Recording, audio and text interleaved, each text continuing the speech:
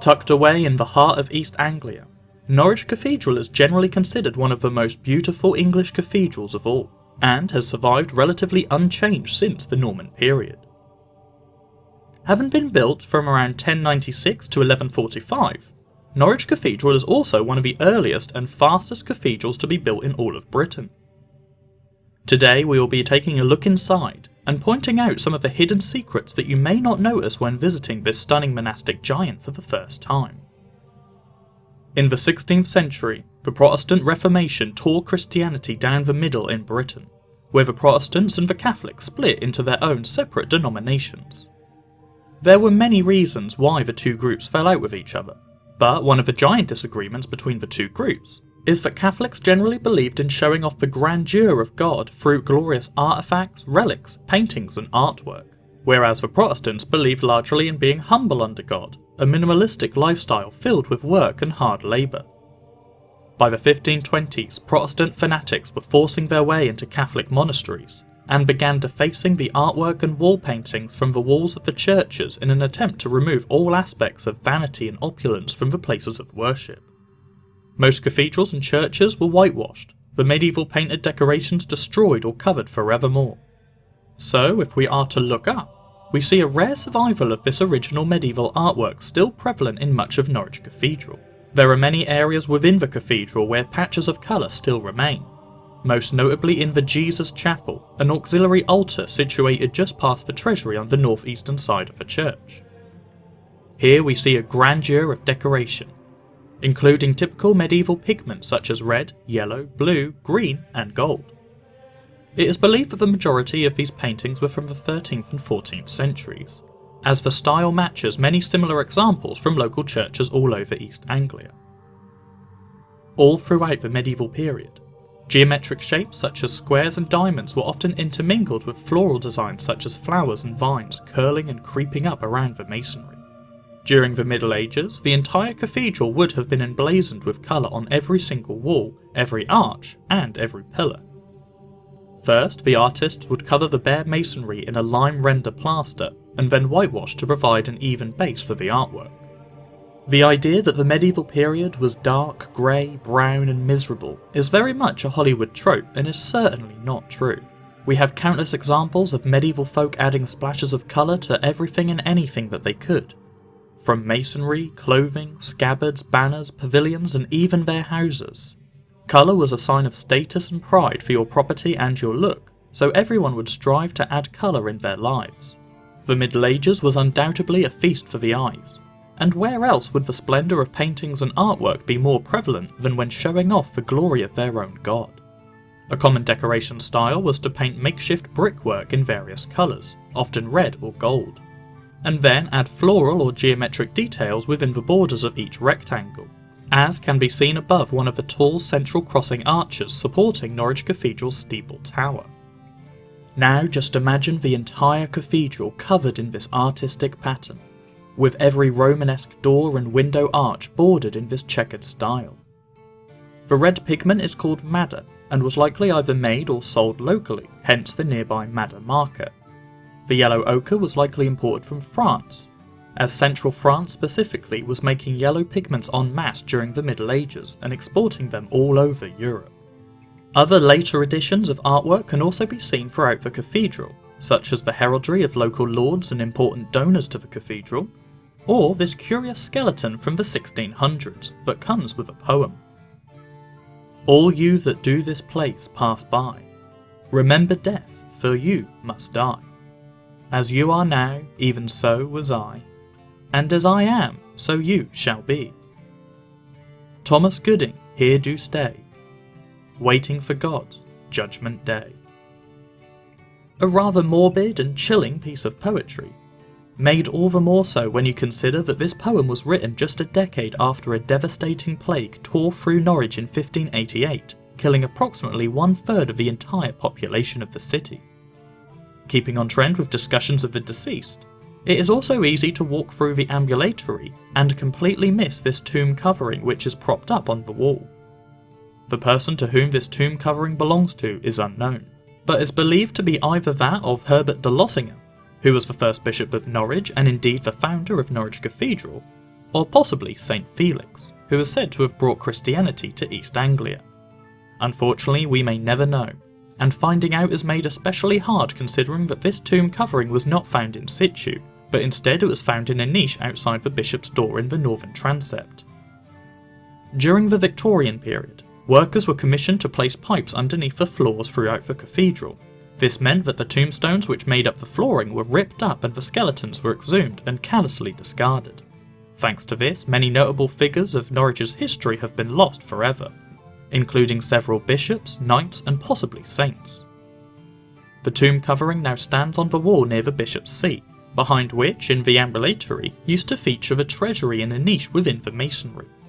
Relics such as bones of saints, artwork and donations from the Pope were often put on display in cathedrals for pilgrims to pay to view, similar to a medieval tourist attraction. After the Peasants' Rebellion of 1381, in which several areas of the cathedral were damaged and the treasury was looted, the relics were placed under lock and key upstairs where they continue to be held today.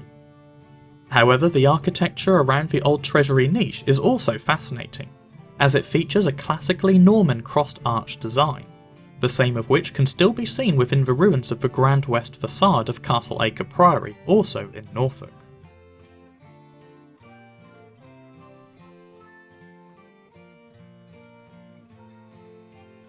Speaking of tombs, here we have, in my opinion, the most important part of Norwich Cathedral. Say hello to the tomb of Sir Thomas Erpingham. Sir Thomas Erpingham was an English knight and Norwich local, who fought at the Battle of Agincourt in 1415 between the English and the French. Agincourt became immortalised as a heroic English victory, and Erpingham was the commander of the longbowmen.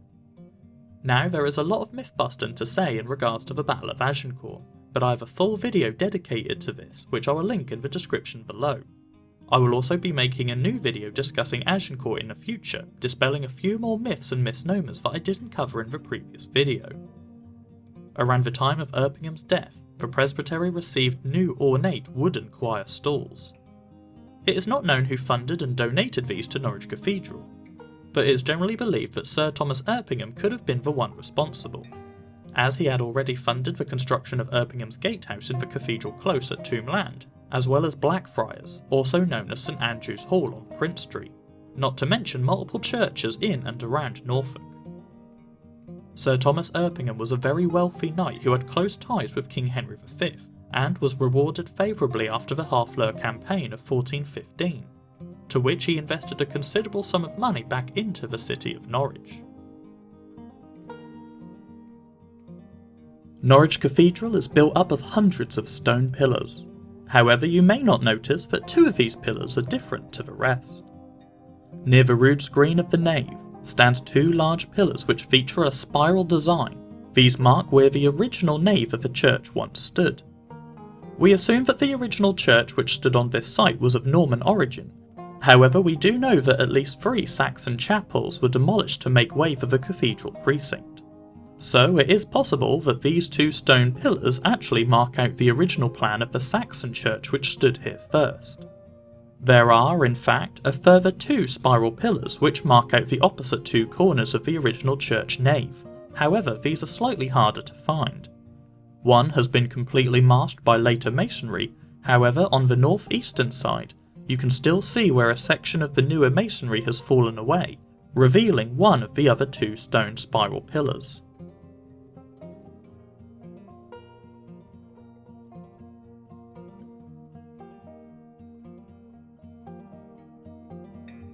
Norwich Cathedral is built up of generations upon generations of architectural styles and artistic expression throughout the centuries.